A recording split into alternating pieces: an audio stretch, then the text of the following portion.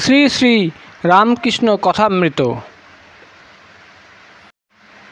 মাস্টারকে তিরস্কার ও তাহার অহংকার চূর্ণকরণ। শ্রীরামকৃষ্ণ মাস্টারের প্রতি বলিলেন, তোমার কি বিবাহ হয়েছে? মাস্টার বললেন, আজ্ঞে হ্যাঁ। শ্রীরামকৃষ্ণ শিহরিয়া উঠে, ওরে রামলাল, যা, বিয়ে করে ফেলেছে। মাস্টার ঘোরতর অপরাধীর ন্যায় অবাক হইয়া অবনত মস্তকে চুপ করিয়া বসিয়া রহিলেন। ভাবিতে লাগিলেন, বিয়ে করা কি এত দোষ? ঠাকুর আবার জিজ্ঞাসা করলেন, তোমার কি ছেলে হয়েছে? মাস্টারের বুক টিপ টিপ করিতেছে। ভয়ে ভয়ে বলিলেন, আজ্ঞে ছেলে হয়েছে। ঠাকুর আবার আক্ষেপ করিয়া বলিতেছেন, যা, ছেলে হয়ে গেছে। তিরস্কৃত হইয়া তিনি স্তব্ধ হয়ে রইলেন। তাহার অহংকার চূর্ণ হইতে লাগিল।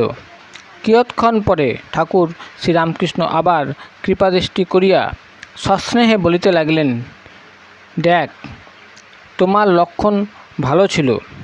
আমি কপাল, চোখ এ দেখলে বুঝতে পারি। আচ্ছা, তোমার পরিবার কেমন? বিদ্যাশক্তি না অবিদ্যাশক্তি?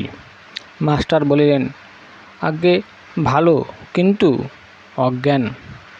শ্রীরামকৃষ্ণ বিরক্ত হইয়া, আর তুমি জ্ঞানী? তিনি জ্ঞান কাহাকে বলে, অজ্ঞান কাহাকে বলে এখনও জানেন না। এখনও এই পর্যন্ত জানিতেন যে লেখাপড়া শিখিলে ও বই পড়িলে জ্ঞান হয়। এই ভ্রম পরে দূর হইয়াছিল। তখন শুনিলেন যে ঈশ্বরকে জানার নাম জ্ঞান, ঈশ্বরকে না জানার নাম অজ্ঞান। ঠাকুর বললেন, তুমি কি জ্ঞানী? মাস্টারের অহংকারে বিশেষ আঘাত লাগিল। শ্রীরামকৃষ্ণ বললেন, আচ্ছা, তোমার সাকারে বিশ্বাস না নিরাকারে? মাস্টার অবাক হইয়া বলিলেন, সাকারে বিশ্বাস থাকলে কি নিরাকারে বিশ্বাস হয়? ঈশ্বর নিরাকার এ বিশ্বাস থাকিলে ঈশ্বর সাকার এ বিশ্বাস কি হইতে পারে? বিরুদ্ধ অবস্থা দুটোই কি সত্য হইতে পারে?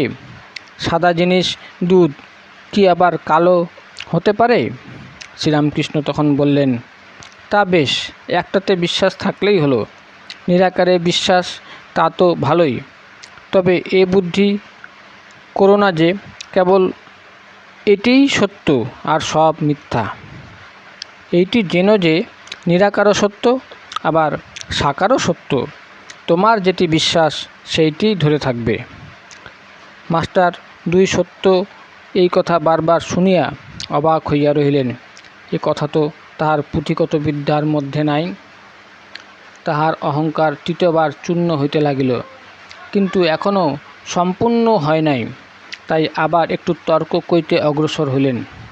মাস্টার বললেন, আগে তিনি সাকার এ বিশ্বাস যেন হলো, কিন্তু মাটির প্রতিমা তিনি তো নন।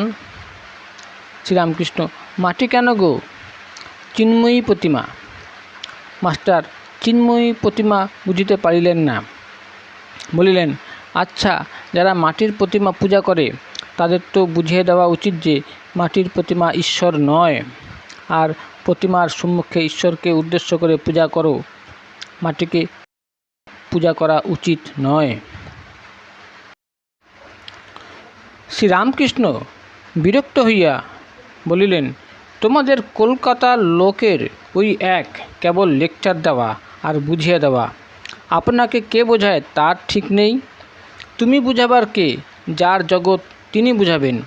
যিনি এই জগৎ করেছেন, চন্দ্র সূর্য ঋতু মানুষ জীব জন্তু করেছেন। জীব জন্তুদের খাবার উপায় পালন করবার জন্য মা বাপ করেছেন, মা বাপের স্নেহ করেছেন, তিনিই বুঝাবেন। তিনি এত উপায় করেছেন আর এই উপায় করবেন না?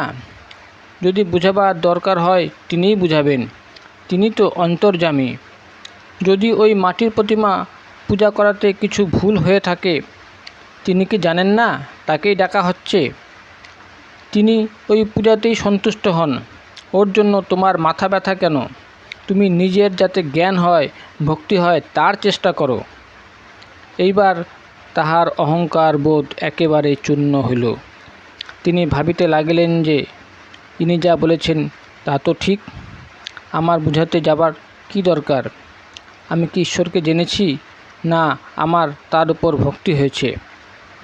আপনি শুতে স্থান পায় না, শঙ্করাকে ডাকো। জানি না, শুনি না, পরকে বুঝাতে যাওয়া বড়ই লজ্জার কথা ও হীন বুদ্ধির কাজ। এ কি অঙ্কশাস্ত্র, না ইতিহাস, না সাহিত্য যে পরকে বুঝাবো? এই যে ঈশ্বর তত্ত্ব, ইনি যা বলেছেন মনে বেশ লাগছে। ঠাকুরের সহিত তাহার এই প্রথম ও শেষ তর্ক। শ্রীরামকৃষ্ণ বললেন, তুমি মাটির প্রতিমা পূজা বলছিলে, যদি মাটিরই হয় সে পূজাতে প্রয়োজন আছে। নানা রকম পূজা ঈশ্বরই আয়োজন করেছেন, যার জগৎ তিনি এসব করেছেন অধিকারী ভেদে।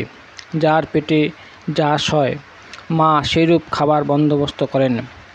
এক মার 5 ছেলে, বাড়িতে মাছ এনেছে, মা মাছের নানা রকম ব্যঞ্জন করেছেন, যার পেটে যা সয়। কারোর জন্য মাছের পোলোয়া, কারোর জন্য মাছের অম্বল, মাছের চচ্চড়ি, মাছ ভাজা এইসব করেছেন, যেটি যার ভালো লাগে, যেটি যার পেটে সয়, বুঝলে? মাস্টার বললেন, আজ্ঞে হ্যাঁ।